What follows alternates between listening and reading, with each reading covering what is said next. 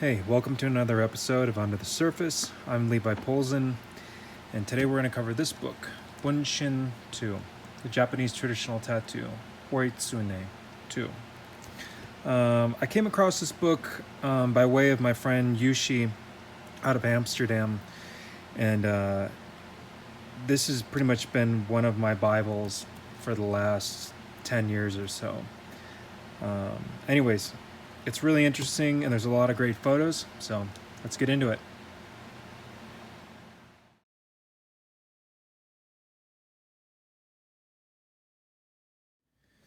All right, Horitsune 2, Bunshin Japanese traditional tattoo.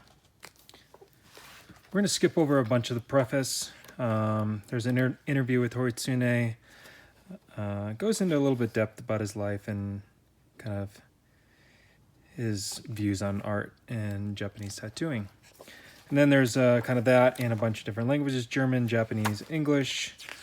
But I do think we should note this dragon painting that he did, the Sumi dragon painting.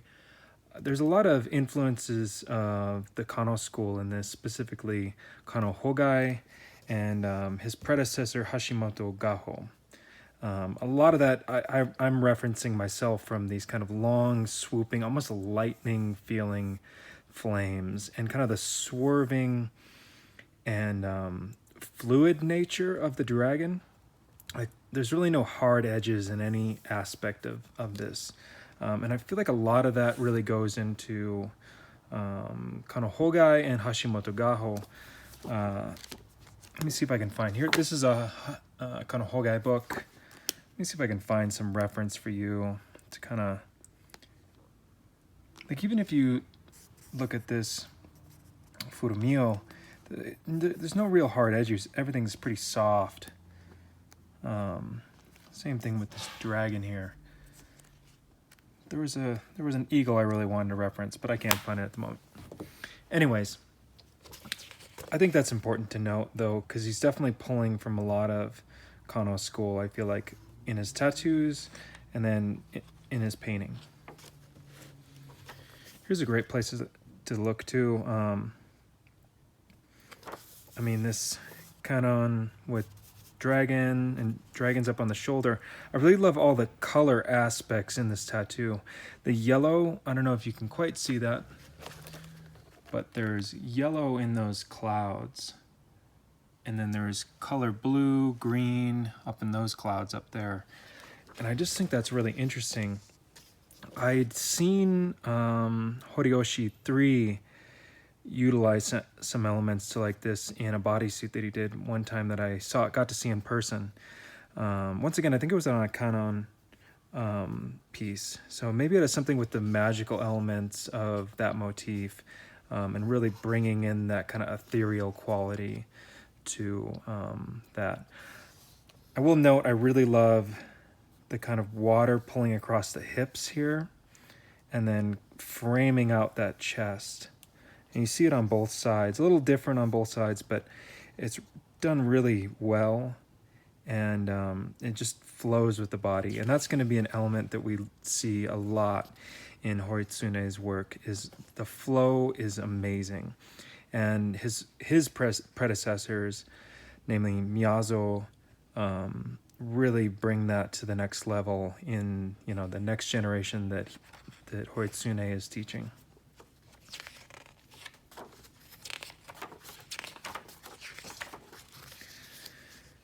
Some awesome photos. This bathing gentleman.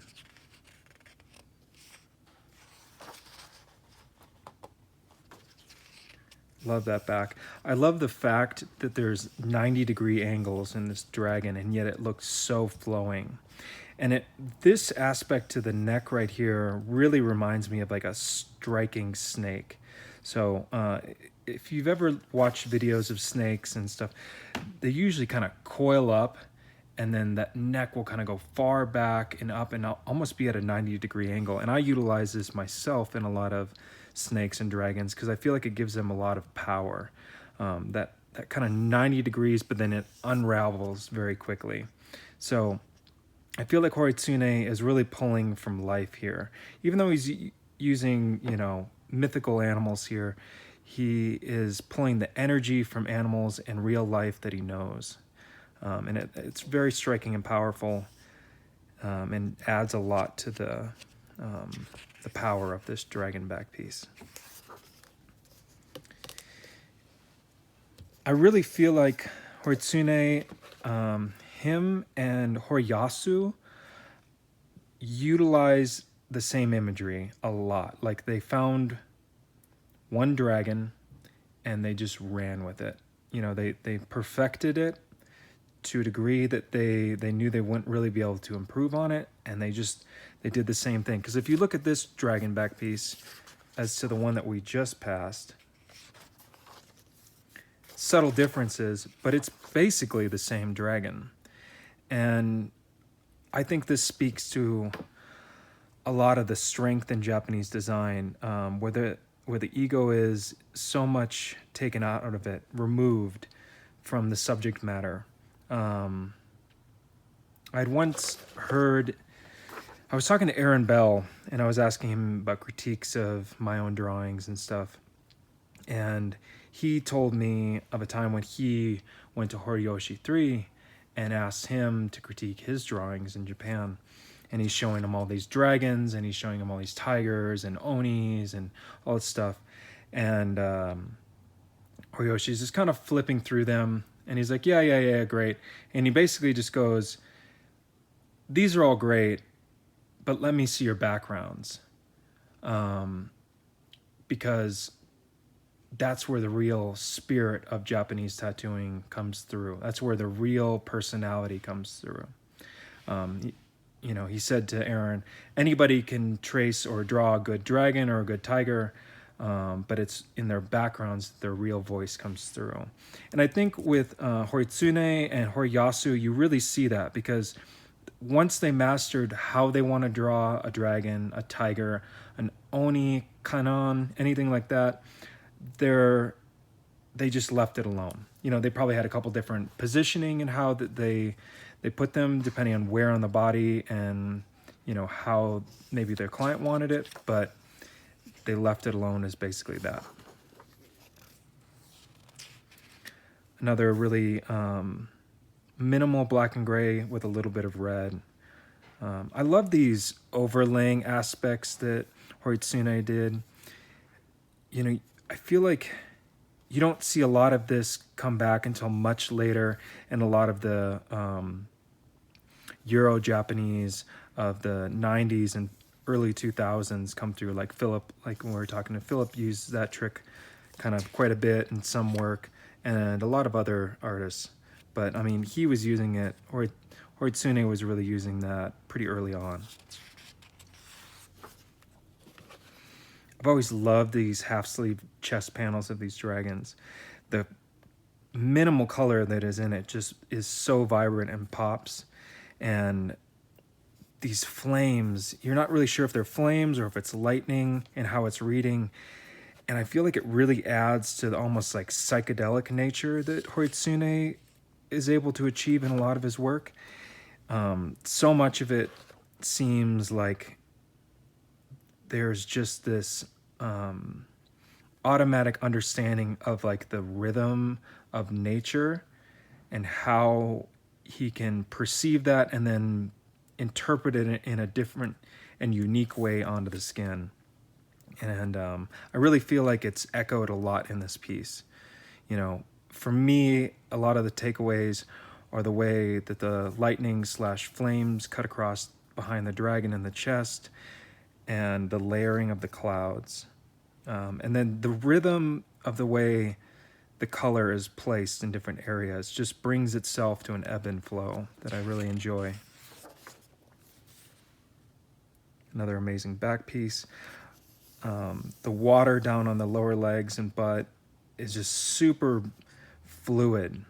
You know, a lot of artists you'll see out of this school of Japan, I feel like their water is very strict and hard, you know, in comparison to, say, Horiyoshi 3 or Horitoshi 1, where their water is very rigid. Horitsune's is very, very water-like.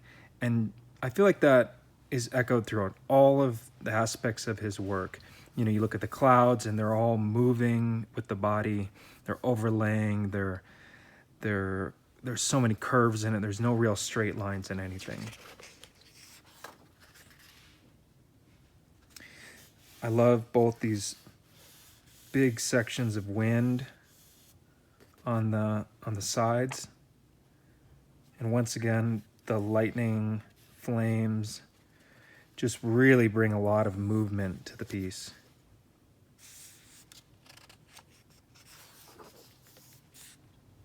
Here we're getting into a bit of color,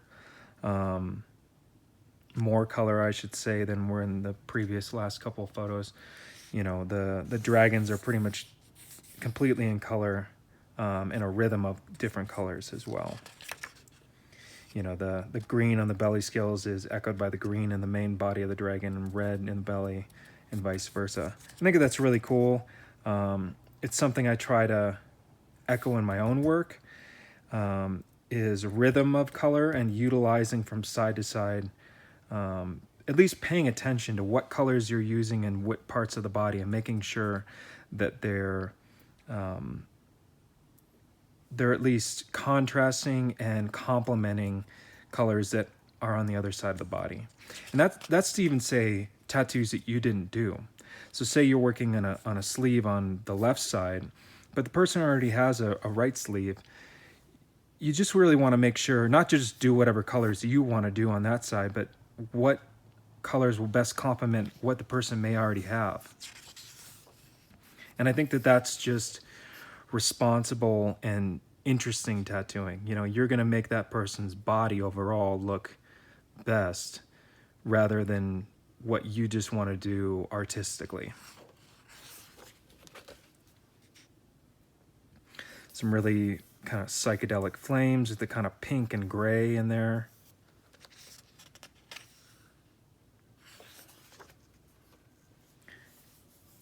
These dragons are great. I mean, I like that a lot of it's already completely rendered in black and gray, and then that red is just kind of overlaid top of it. It brings a lot of depth to the dragon. And once again, movement is just key. Like I said, like so much emphasis on every aspect of the tattoo, from the dragon to the background, moving with the body. You know, even this tail section, which swoops over the hip, comes down around the groin, and then comes back around to frame the stomach here. It's just really interesting.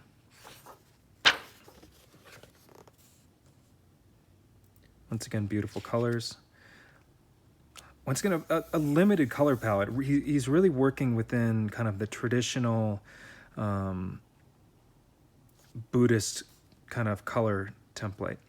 You know, green, yellow, red, brown, orangish red, and then, you know, sometimes you see yellow in there as well. Yeah. So it's a lot of colors, but it's limited enough to where if you utilize it, especially in a minimal amount, it just really makes for an interesting composition overall. These tigers blew my mind the first time I saw them. You can probably see them better on this larger one. But I remember the green in the backs and in the arms. I couldn't make heads or tails of it when I first saw them, because I was really drawn to them. I found them super interesting, but yet I was just like, green in a tiger? It wouldn't be anything that I would have imagined putting in myself, but somehow it works. It almost seems like moonlight or something playing off the backs of the tigers. But it also brings to mind that these tigers aren't like real. They're not supposed to be real. Like, this is like mythical animals. Because you got to remember, in Japan especially, when you're coming from a lot of the prints and stuff, there's no tigers in Japan. So they're just playing with ideas of drawings or skins that they've seen come over from, you know, travelers and tradespeople. So there's kind of this mythical nature of a tiger, of that they're a real creature, but yet, you know, especially during the Edo period of Japan when a lot of the arts were being created, you know, they really had no real concept of what one really was and that it was an actual animal. You know, this was as much a mythical animal as, say, the shishi was, or the dragon. And so I think he's conveying a lot of that energy in these, with that fact of putting green in the backs of these tigers. And yeah, so I find that really interesting, because it just doubles down on the fact of that tigers are as much mythical as, say, anything else. Another version of that cannon and dragon. I love the photos in this one.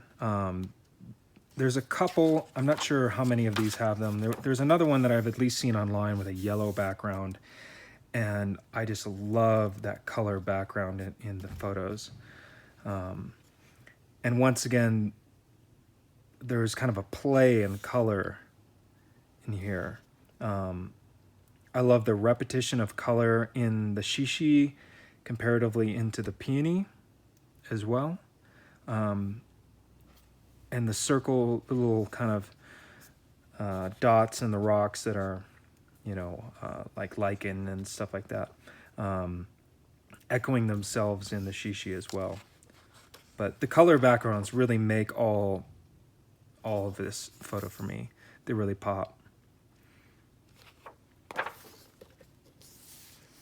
Here we are, some more color work.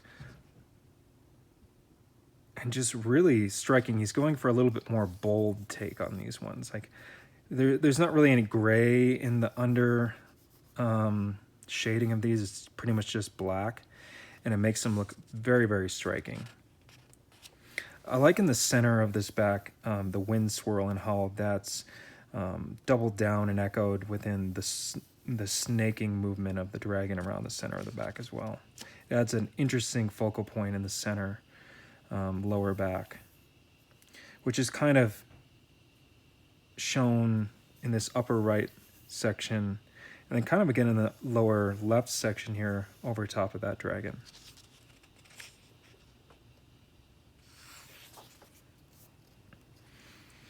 This pair of half sleeves, probably one of my favorites. I've definitely done my version of this half sleeve a couple times. I think the power and movement of that tiger is just absolutely amazing. And, you know, everything is just kind of wiggling and writhing and moving in this piece. You know, the rocks look like they're part of the water, which looks like they're part of the fire and lightning. And even the tiger, you know, it all seems like it's one piece. And I really feel like that, once again, shows Horitsune's concepts of like almost his spiritual nature and connection to maybe just nature and other aspects of reality. You know, and I'd be searching on that. You know, I don't know that for fact, but to me, a lot of this stuff really speaks as like a connection to a spiritual realm, another way of seeing reality. Super cool minimal color in these dragon sleeves. Love the pulling across the forearm, which kind of cuts right across the chrysanthemum here. It's just really great movement and really great dynamics, because you've got that pop of that color, but right on the top of that forearm, but a lot of movement.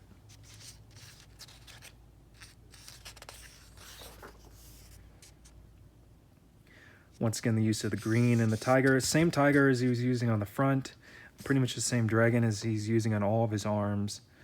Like I said, you know, he perfected the way, you know, his couple dragons, his couple tigers, and he just uses them over and over again.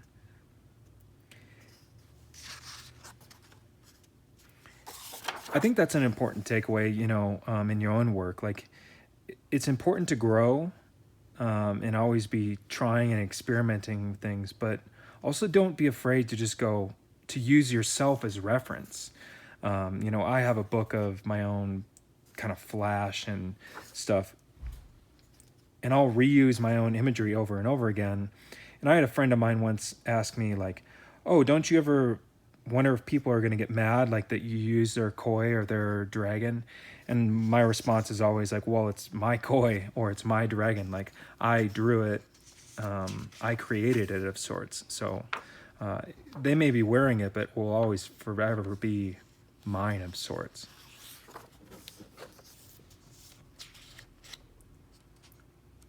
Once again, he really has a great masterful way of pulling these long lines over parts of the body, which really add a lot of movement and directional flow. So he's pulling this across the body vertically as something's moving horizontally to break up the visual space, but then add an interesting aspect that ties back into that piece of the dragon there. So the dragon itself, they're both serving each other.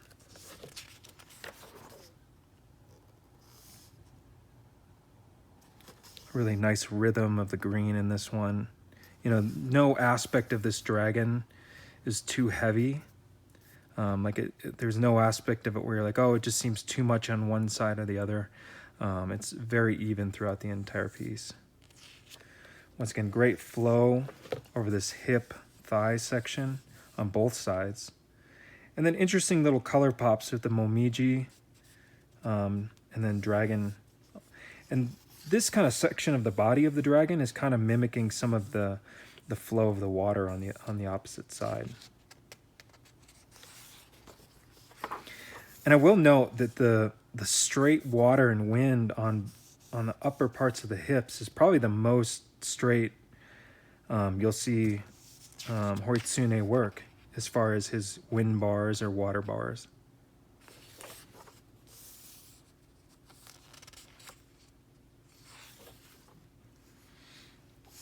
This piece still blows my mind. The halo is so simple. I'm gonna bring this up just so you can get a really good look at it. But the halo on this god is just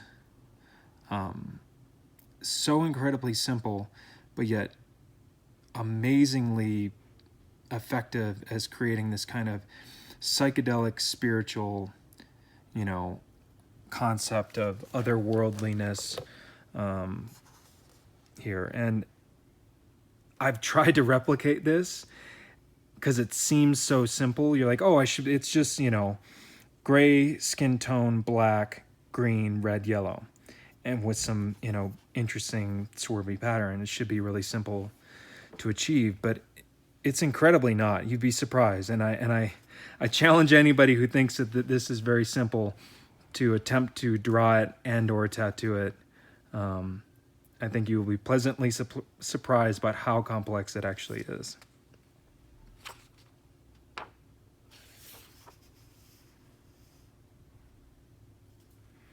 All the wind in the upper part of the back. Once again, pretty rigid for Horitsune. And that may just be, you know, he's trying a couple things with his background here, trying to be a little bit more rigid because maybe his overly swirling backgrounds or movement might take away from the figure. That would be my guess. I could be wrong, but I would say he's simplifying the movement of his background because he doesn't want it to take away from the impact of his main figure. Here's some really great tenyo, just lined out. Not sure if we get to see it fully realized, but I mean, just even the line work you see is stunningly spectacular. I always have to note, he really nails from the hips down every single time, which is an incredibly difficult place to tattoo and to design for. You know, everybody I feel like kind of usually can nail from like the shoulders to the hips, but from the hips down, I often see a lot of people falter. And I will say that that's a lot of my takeaway with Horitsune's work is he expertly executes the hips and thighs every single time. Some great background and line work.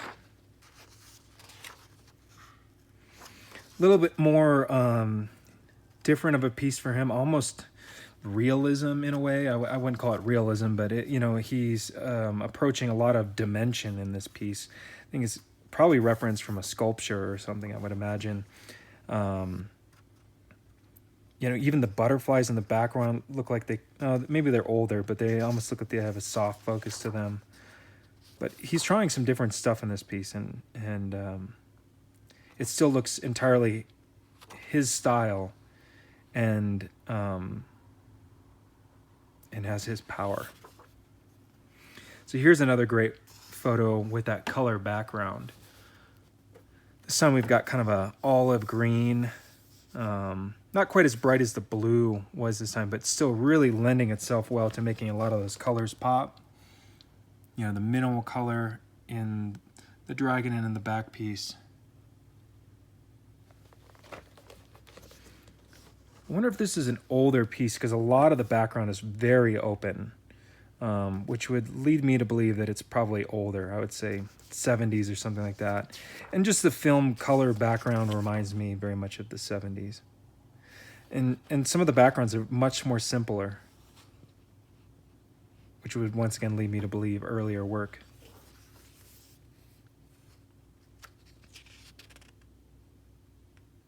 Some cool close-ups of that person's body. Once again, like if this is earlier work, that tiger is basically almost the same. Very little has changed about it. He didn't put the green in it this time, but I mean, the structure is almost the same.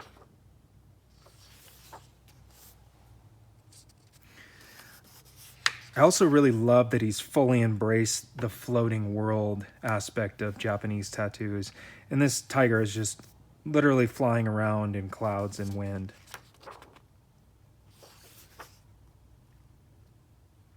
As another aspect of a conversation that I had with Aaron Bell one time where, he was talking about there's kind of like different schools of people who think, like, there's some people who think in very literal terms, like, oh, you can only have this thing with, say, this flower because that's the time the story is being told, or, say, you wouldn't have a snake with, like, red momiji because they'd be hibernating in the fall or something like that when those leaves are that color. But then there's kind of a whole nother school of people who, go, well, this is an imaginary world. This is something that we're making up, and it's fantasy, and it's mythology, and it's otherworldly realms. And so kind of anything is possible. And I personally subscribe a little bit to both schools, but maybe a little bit more to the otherworldly one. And I think Horitsune does as well, because there's elements that he for sure seems to abide by certain rules, but he definitely likes breaking them and putting whatever he thinks is going to be most interesting and or best complement the piece. More cool background. It looks like this one had like a yellow background, but you can't really see much of it because it's pretty dark. I always love the really dark aspect of these old Japanese tattoo photos, and I tried to recreate that within a lot of my photos a number of years ago, and I've since stopped, but I think it's something I really want to bring back because I feel like it really brings in the dramaticness of these tattoos.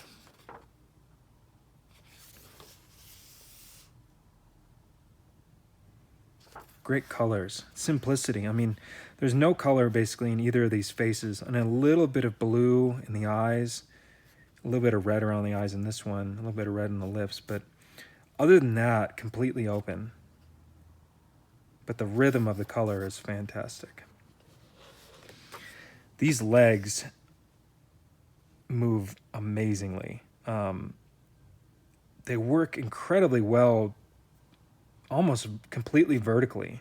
There's almost nothing in this piece other than kind of these rocks, but even the rocks feel somewhat vertical to me.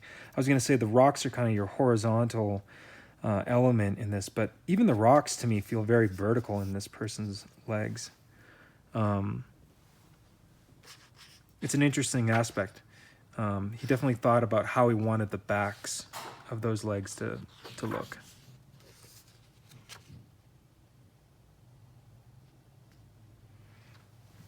Once again, great movement along the ribs. You know, if you think about your rib cages kind of cutting along here, so these long wind bars are kind of riding that rib cage line, but then this is kind of pulling you and then curving along the stomach, groin area. It's great design, and it's some of the things of what I think people unconsciously know why they love Japanese design in tattoos is how well they fit the body. Another great shishi bodysuit. More subtle in the color this time. There's not so much color in the body. Those same colors are repeated more in the hair that are in the peony as well, but same amount of power.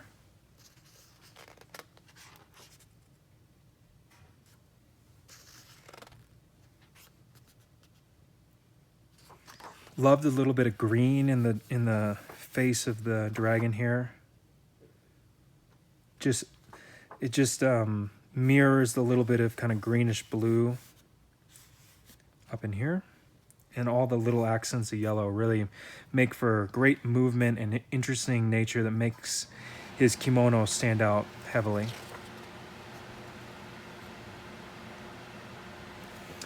This firefighter is such a great back piece. The firefighter flag, or I forget, I'm sure there's a traditional name. I don't know it off the top of my head, but these were like kind of flags of sorts that they would post to be like, you know, this, we're taking over this fire.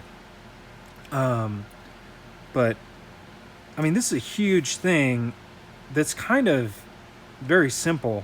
So incorporating that into a back piece, I mean, it's very difficult. And the little bit of the shingles on the houses, or on the top of the house, super cool. You know, echoes kind of the way that you would normally pull wind bars or something across there. An amazing shot of all these bodysuits.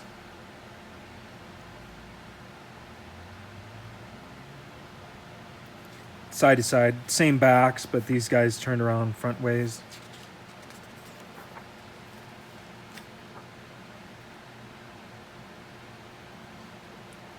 Once again, playing with some kind of more open background, but really fun colors.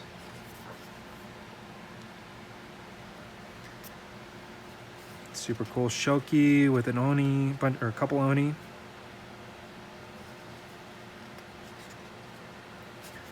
Love the dramaticness of this koi.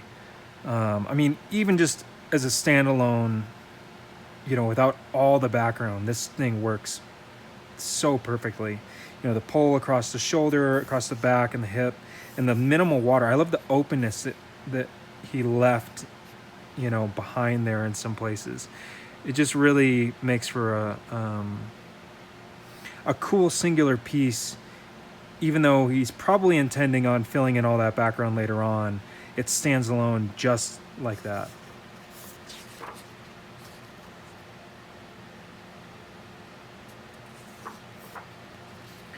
These half sleeves have inspired me so much, and I've always wanted to try like this bubblegum hot pink in a dragon. If anybody out there wants to get a hot pink dragon with kind of some, you know, blue-gray belly scales, like, count me in. I will do that for you right now. But these are just super striking to me, and the play for that pink off of the green, the deep kind of Japanese dragon green,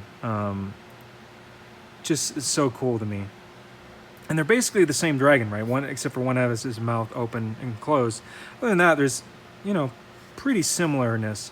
I mean, once again, really nailing that, you know, smokiness pulling across the body of the dragon on these short 3/4 sleeves. Some cool chrysanthemums. Here he is doing a very large tiger back piece and incorporating the way he would. I wish he would have put the green in this one. Maybe the guy saw the green and was just like, oh, I don't want the green. Or maybe he just, you know, Horitsune gave up that idea. Either which way, it's still a cool tiger. But I really love the green. So I'm sad to see it go in this one. Here we are with just background and line work in this chrysanthemum bodysuit, and then over on this side we get to see the color finally added. And I think this goes back to what I was talking about in my Philip Lute book, you know, breakdown, is a design should work in each aspect that you do it. So it should look pretty much finished in its outline stage. It should look finished when you do just the background, and it should look finished when you're doing, you know, when you finally add the color. And if you look, we'll go back here to one of those only outline pieces. We'll go back to this one. If you look at just the outline of this, I mean, you could see that and you'd be like, this is just a stunning piece of art in and of itself. Of course, it looks like more could be done, but that in and of itself looks to me like a finished illustration. And then same here, the rhythm of just the openness of those flowers with the background looks like a finished piece to me. And I think you're seeing a lot of people playing around with those concepts now, where they're doing, and you saw Philip do it in that chrysanthemum back piece that he did. And I wonder if he was inspired by this. You know, he saw this stage of the bodysuit and he's like, oh, I could do something like that, but just not ever fill it in. So that would be an interesting conversation to have with Philip, if he was inspired by this when he did that. Leave in the comments if you think he was inspired by this piece when he did that, when Philip did that chrysanthemum and butterfly back piece.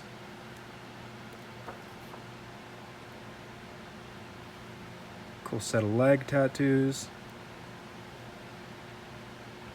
Really dramatic colors in this woman's back. Bright kind of pinks in the belly. You know, he's playing around with some really bright, fun colors and dramatic colors. Once again, a lot of gray shading in these dragons. Great work in how he was able to work around the breasts in this woman's front. That was just, it's not easy to do that, and he just handled it so it just looks perfectly laid out. But she's got a lot of fun colors, and I would wonder if some of that stuff was stuff that he'd been wanting to try and then maybe just ran past her and she was open to it, or if she just really enjoyed a lot of color and, you know, asked, like, put as much color in these dragons and flowers as you can. Kintaro. I love the really long flowing nature. Like, it's a short span of space that this wave is flowing from, but it feels like it adds length to the entire body to me. I feel like you can feel this section of wave all the way up into the top section in her shoulders. And once again, back to this front.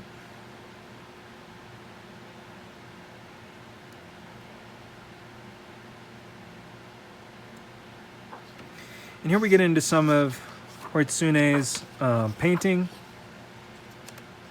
And as you can see, you know, he's really, this one looks so much similar to that Sumi one that we'd seen earlier.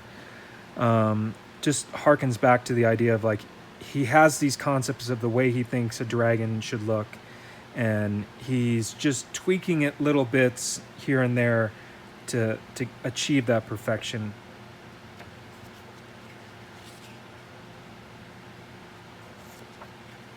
There's a larger one of that dragon.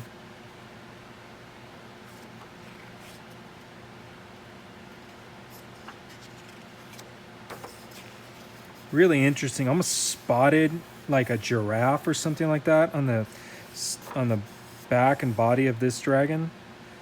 Very interesting. I don't know if I've ever seen that before. When I've looked through this book, it didn't really grab my attention. But he's using the kind of patterns and shapes that he's using for like his lightning and stuff too. So, you know, he's using those kind of psychedelic ethereal shapes kind of throughout his art.